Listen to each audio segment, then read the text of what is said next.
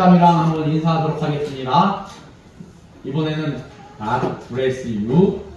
God bless you. 예. 예. 제가 예전에 말씀드렸는데 힘줘서 하면은 God bless you가 돼갖고 하나님이 너를 찐누르시길 바란다. 이런 뜻이 되거든요. bless 축복받기를 바랍니다.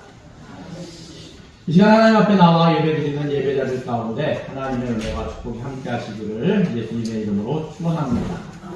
오늘 말씀은 빌립보서에 기록된 말씀입니다. 이 빌립보서를 기록할 당시에 바울은 세사슬에 매여 로마 황제 가이사의 판결을 기다리고 있었습니다.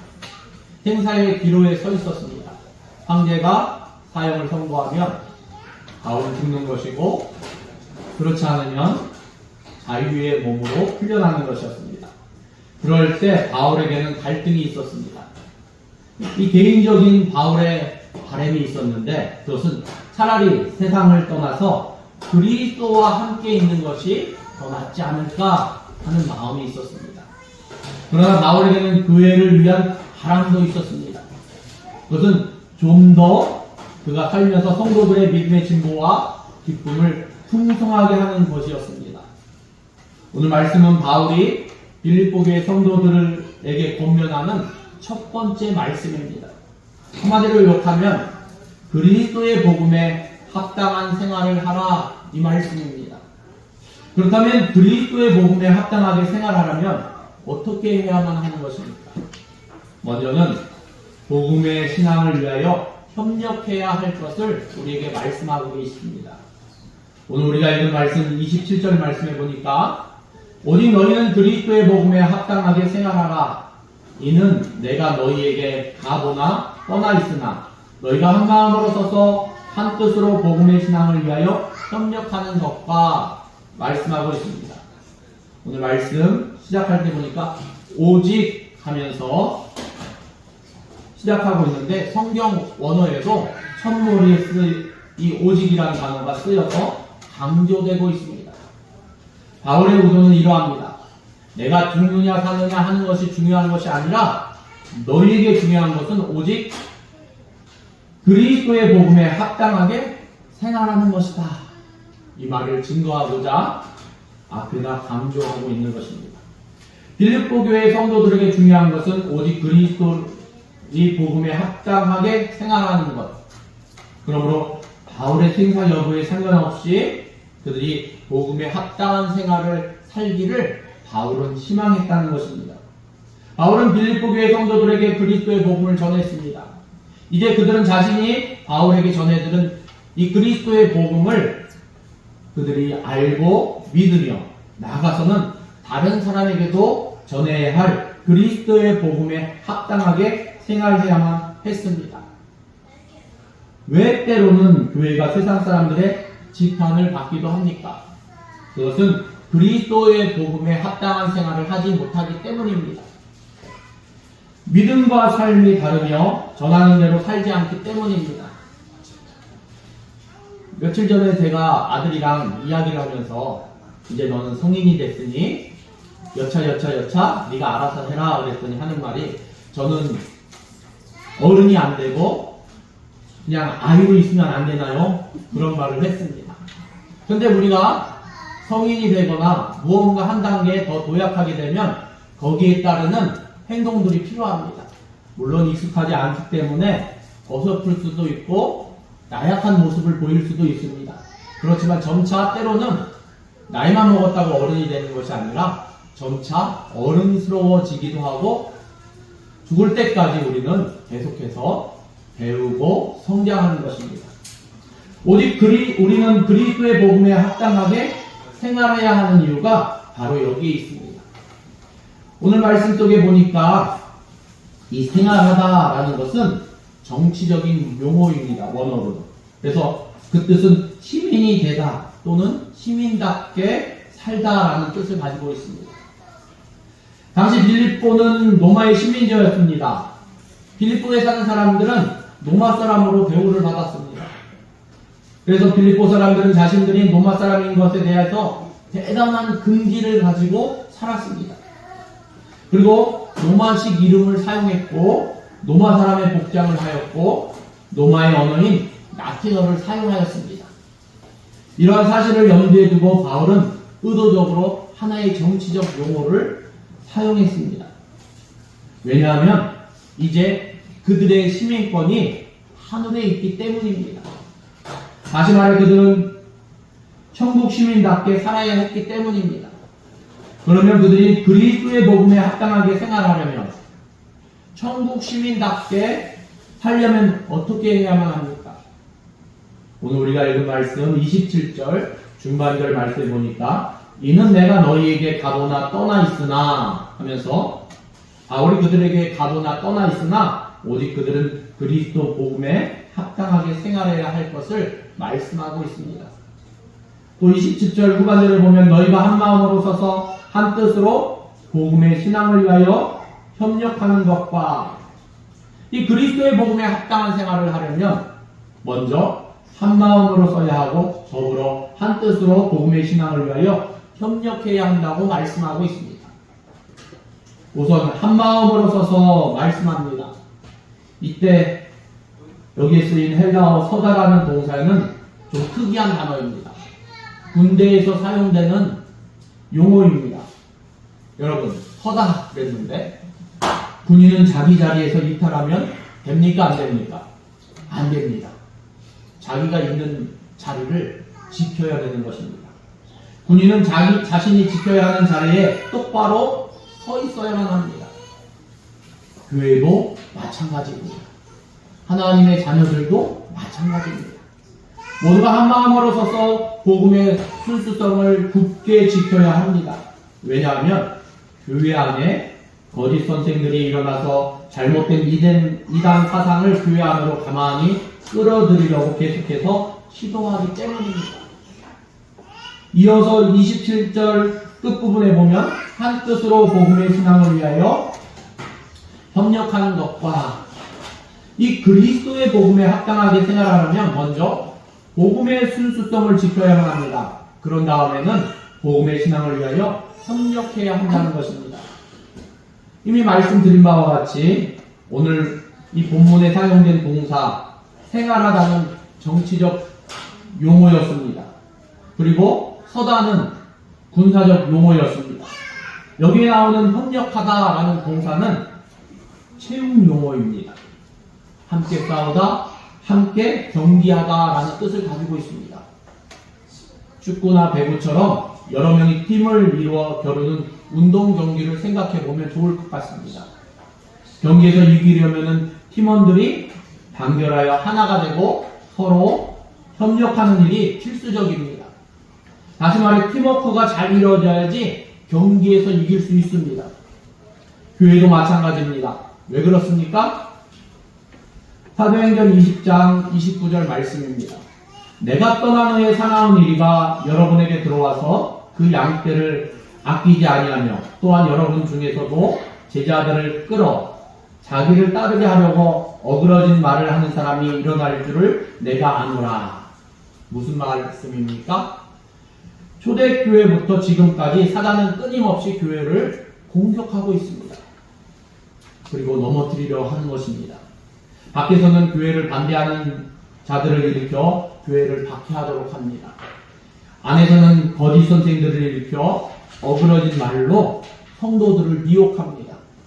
우리가 마귀의 가게를 물리치는 길은 무엇입니까? 먼저 한 마음으로 서서 복음의 순수성을 지켜야만 합니다. 더불어 한 뜻으로 복음의 신앙을 위하여 협력해야만 하는 것입니다. 만일 서로 물고 먹으면 피차 멸망할까 조심해야 함을 성경은 증거합니다. 사랑하는 성도 여러분, 예수님은 우리가 하나됨을 간절히 바라십니다. 요한복음 17장 21절 말씀에 보니까 이 말씀은 예수님의 대제사장적인 기도로 알려져 있는데, 아버지여, 아버지께서 내 안에, 내가 아버지 안에 있는 것 같이 그들도 다 하나가 되어 우리 안에 있게 하사 세상으로 아버지께서 나를 보내신 것을 믿게 하옵소서. 내게 주신 영광을 내가 그들에게 주었사오니 이는 우리가 하나가 된 것 같이 그들도 하나가 되게 하려 함이니이다. 예수님이 바라시는 대로 우리 모두가 하나가 되기를 바랍니다. 또한 우리 모두 한 마음으로 서서 복음의 순수성을 지키고 더불어 우리 모두 한 뜻으로 복음의 신앙을 위하여 협력함으로 그리스도의 복음에 합당한 생활을 할 수 있기를 예수님의 이름으로 축원합니다. 복음에 합당하게 생활하기 위해서 두 번째로는 오늘 말씀해 보니까 대적하는 자들 때문에 두려워하지 않아야 함을 말씀하고 있습니다. 28절에 보니까 무슨 일에든지 대적하는 자들 때문에 두려워하지 아니하는 이 일을 듣고자 함이라. 이것이 그들에게는 멸망의 증거요 너희에게는 구원의 증거니 이는 하나님께로부터 난 것이라. 교회는 그리스도의 증인입니다. 그러므로 교회는 그리스도의 복음을 전해야 할 사명이 있습니다. 우리가 한 마음으로 서서 한 뜻으로 복음의 신앙을 위하여 협력하는 것도 궁극적으로 보면 그리스도의 복음을 전하기 위해서입니다. 우리의 시선을 교회 안에서 교회 밖으로 바꿀 수 있기를 바랍니다. 우리의 시선이 교회 안에만 두면 우리의 부족한 모습, 또 연약한 모습, 큰 잡을 것, 그리고 때로는 서로 작은 사소한 실수나 잘못에 의해서 다투고 갈등하고 분쟁할 수밖에 없습니다. 그러나 우리의 시선을 교회 밖으로 돌려보면 우리가 그리스도의 복음을 전하다 보면 그리스도의 복음을 거부하며 우리를 대적하는 자들이 있습니다. 그때 우리는 무슨 일에든지 대적하는 자들 때문에 두려워하지 아니해야 합니다. 그렇게 하는 것이 그리스도의 복음에 합당한 생활이기 때문입니다. 그래서 오늘 말씀 28절 전반부에 보니까 무슨 일에든지 대적하는 자들 때문에 두려워하지 아니하는 이 일을 듣고자 함이라. 바울은 그가 빌립보 교회 성도들에게 가보나 떠나 있으나, 그러니까 빌립보 교회에 있을 때나 없을 때나 그들이 대적하는 자들 때문에 두려워하지 아니함을 듣기를 원했다는 것입니다. 당시에는 그리스도의 복음을 전할 때 대적하는 자들이 많았습니다. 먼저는 유대인들이 예수님을 믿는 이들을 박해했습니다. 그리고 이방인들의 공격도 있었습니다. 때로는 가정이나 마을에서 쫓겨나기도 합니다. 심하면 매를 맞기도 하고 옥에 갇히기도 하고 죽음을 받기도 하였습니다. 이전에 바울과 그의 일행이 빌립보에 이르렀을 때입니다. 바울은 그곳에 있는 귀신 들린 여종 하나를 고쳐주었습니다. 그 때문에 바울과 실라는 여종의 주인에게 붙잡혀 관리에게 끌려가서 많은 매를 맞고 깊은 옥에 갇혔습니다. 그러나 바울과 실라는 대적하는 자들 때문에 두려워하지 아니했습니다.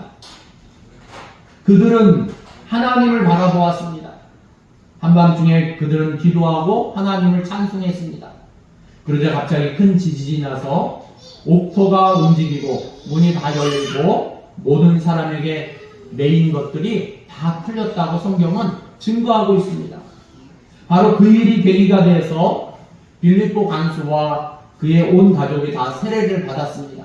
그리고 그 열매로 빌립보 교회가 세워질 수 있었습니다. 빌립보 교회 성도들은 바울이 무슨 일에든지 대적하는 자들 때문에 두려워하지 않는 모습을 생생하게 기억하고 있었습니다. 그러므로 바울은 그가 빌립보에서 본을 보인 대로 빌립보 교회 성도들도 무슨 일에든지 대적하는 자들 때문에 두려워하지 않기를 당부하고 있는 것입니다. 그것이 그리스도의 복음에 합당한 생활이며 그리스도의 복음을 전하는 이들이 가져야 할 마땅한 자세이기 때문입니다. 계속해서 28절 후반부 말씀입니다. 이것이 그들에게는 멸망의 증거요 너희에게는 구원의 증거니 이는 하나님께로부터 난 것이라. 그래서 바울은 빌립보 교회 성도들이 무슨 일에든지 대적하는 자들을 두려워하지 않아야 할 이유를 밝히고 있습니다. 이것이 그들에게는 멸망의 증거요. 이때 그들은 빌립보 교회 성도들을 대적하는 자들을 지칭하는 것입니다. 그들이 빌립보 교회 성도들을 대적하는 자체는 바로 그들이 멸망한다는 증거일 수밖에 없습니다. 왜 그렇습니까? 그들은 그리스도의 복음을 거부하기 때문입니다. 반대로 너희에게는 구원의 증거니 말씀하십니다. 빌립보 교회 성도들이 어떤 박해를 받아도 대적하는 자들 때문에 두려워하지 않는 것은 이들이 그리스도의 복음 위에 굳게 섰다는 뜻이기 때문입니다. 이는 이들이 구원받은 하나님의 백성임을 보여주는 증거라는 것입니다. 오늘 말씀 29절은 이와 같이 끝을 맺고 있습니다. 이는 하나님께로부터 난 것이라. 무슨 말씀입니까? 하나님이 그렇게 역사하는 것이라는 것입니다. 하나님은 그리스도의 복음을 거부하는 자들을 멸망하시고 반대로 담대하게 그리스도의 복음을 전하는 자들을 구원하십니다. 사랑하는 성도 여러분, 사람을 두려워하지 말고 하나님을 두려워할 수 있기를 바랍니다. 그러므로 무슨 일에든지 대적하는 자들 때문에 두려워하지 말고 오직 하나님을 바라보며 힘써 그리스도의 복음을 전하는 우리 모두가 되기를 예수님의 이름으로 축원합니다. 복음에 합당하게 생활하기 위해서는 세 번째로는 그리스도를 위하여 고난도 받아야 함을 말씀하고 있습니다. 29절 말씀해 보니까 그리스도를 위하여 너희에게 은혜를 주신 것은 다만 그를 믿을 뿐 아니라 또한 그를 위하여 고난도 받게 하려 하심이라 말씀하고 있습니다. 바울은 살아도 그리스도를 위하여 살고 죽어도 그리스도를 위하여 죽고자 했습니다. 마찬가지로 빌립보 교회 성도들도 살아도 그리스도를 위하여 살고 죽어도 그리스도를 위하여 죽어야만 했습니다. 이를 위해 하나님이 그들에게 주신 은혜가 있었습니다. 먼저 다만 그를 믿을 뿐 아니라 말씀하고 있습니다. 빌립보 교회 성도들이 그리스도를 믿게 된 것은 전적으로 하나님의 은혜라는 것입니다. 믿음을 비롯해서 우리의 구원과 관련된 모든 것은 하나님께서 우리에게 주신 선물이기 때문입니다. 하나님은 먼저 빌립보 교회 성도들에게 은혜를 주셔서 그들이 그리스도를 믿어 구원을 받게 하셨습니다. 하나님의 은혜는 여기서 끝나지 않고 계속됩니다. 또한 그를 위하여 고난도 받게 하려 하십니다. 믿음도 은혜이지만 고난도 역시 은혜라는 말씀입니다. 빌립보 교회 성도들은 그리스도를 위하여 고난을 받아야 했습니다. 이러한 사실을 생각하면서 바울은 그들에게 이와 같이 말씀하지 않았습니다. 여러분, 미안합니다. 내가 괜히 여러분에게 그리스도의 복음을 전해서 나 때문에 여러분이 고난을 받게 되었군요. 이런 말을 절대 하지 않았다는 것입니다. 도리어 오늘 말씀에 보면 바울은 그들이 그리스도를 위하여 받는 고난을 하나님의 은혜라고 말씀하고 있습니다. 하나님은 감당할 만한 고난을 허락하십니다. 따라서 하나님은 그들에게 고난을 허락하시는 것은 하나님의 은혜로 그들의 믿음이 그만큼 성장했다는 뜻입니다. 더불어 로마서 8장 18절 말씀을 보니까 생각하건대 현재의 고난은 장차 우리에게 나타날 영광과 비교할 수 없도다. 그리스도를 위하여 고난을 받으면 그것과 비교할 수 없는 영광이 주어지는 것입니다. 그러므로 그리스도를 위한 고난은 하나님이 주신 은혜일 수밖에 없다는 것입니다. 바울은 그리스도를 위하여 많은 고난을 받았습니다. 옥에 갇히기도 많이 했고 매도 많이 맞았고 여러 번 죽을 뻔했습니다. 오늘 말씀 너희에게도 그와 같은 싸움이 있으니 이 30절 말씀에 기록되어 있는데 바울은 자신이 그리스도를 위하여 받는 모든 고난을 가리켜 싸움이라고 표현하고 있습니다. 바울은 그리스도의 복음을 전하면서 그를 대적하는 자들과 계속 싸웠습니다. 그러면서 바울은 그리스도를 위하여 고난을 계속 받았습니다. 바울은 빌립보 교회 성도들에게도 동일한 싸움이 있음을 말씀하고 있습니다. 너희에게도 그와 같은 싸움이 있으니 빌립보 교회 성도들도 그리스도의 복음을 전해야 했습니다. 그러다 보면 그들을 대적하는 자들이 생겨날 것입니다. 그럴지라도 그들은 그리스도를 위하여 받는 고난을 하나님의 은혜로 여기며 대적하는 자들 때문에 두려워하지 말고 힘써 싸워야만 했습니다. 오늘 본문 30절 후반절 말씀입니다. 너희가 내 안에 본바요 이제도 내 안에서 듣는 바니라. 여러분, 빌립보 교회 성도들은 바울이 빌립보에서 겪은 일들을 직접 목격했습니다. 빌립보 교회 성도들은 바로 그들의 성에서 바울이 있었던 상황을 그들의 눈으로 보았습니다. 또한 이제도 내 안에서 듣는 바니라. 이 빌립보 교회의 성도들은 이제 바울에게 싸움이 있음을 듣고 있습니다. 바울은 지금도 로마의 감옥에 갇혀서 복음을 증거하며 바울을 박해하는 이들과 영적 싸움을 하고 있는 것입니다. 이미 바울은 빌립보에서 그가 쇠사슬에 매여 있음과 또한 그가 매일의 괴로움을 더하려고 그를 비방하는 자들이 있음을 말씀했기 때문입니다. 바울의 의도는 분명합니다. 빌립보 교회 성도들에게만 싸움이 있는 것이 아니라는 말씀입니다. 그들이 보고 들은 바와 같이 바울에게도 싸움이 있었습니다. 사실 그리스도를 믿는 모든 형제들에게는 동일한 싸움이 있습니다. 그 싸움은 우리에게도 있습니다. 우리는 싸우지 않는 것 같다고요? 그러면 문제가 있는 것입니다. 우리가 영적 싸움이 없다고 생각한다면 그것은 내가 뭔가 영적으로 문제가 있는 것입니다. 우리에게도 동일하게 이러한 싸움은 지금도 진행되고 있다는 것입니다. 왜냐하면 우리는 그리스도인이기 때문입니다. 마태복음 5장 11절에 보면 나로 말미암아 너희를 욕하고 박해하고 거짓으로 너희를 거슬러 모든 악한 말을 할 때에는 너희에게 복이 있나니 기뻐하고 즐거워하라. 하늘에서 너희 상이 큼이라. 너희 전에 있던 선지자들도 이같이 박해하였느니라. 우리가 그리스도와 함께 영광을 받기 위하여 우리는 그리스도를 위한 고난도 함께 받아야 할 것입니다. 그러므로 그리스도를 위하여 받는 고난을 하나님의 은혜로 감사하게 받으며 날마다 선한 싸움을 힘써 싸울 수 있는 우리 모두가 되기를 바랍니다. 사랑하는 성도 여러분, 오늘 우리는 그리스도의 복음에 합당한 생활에 관하여 나누었습니다.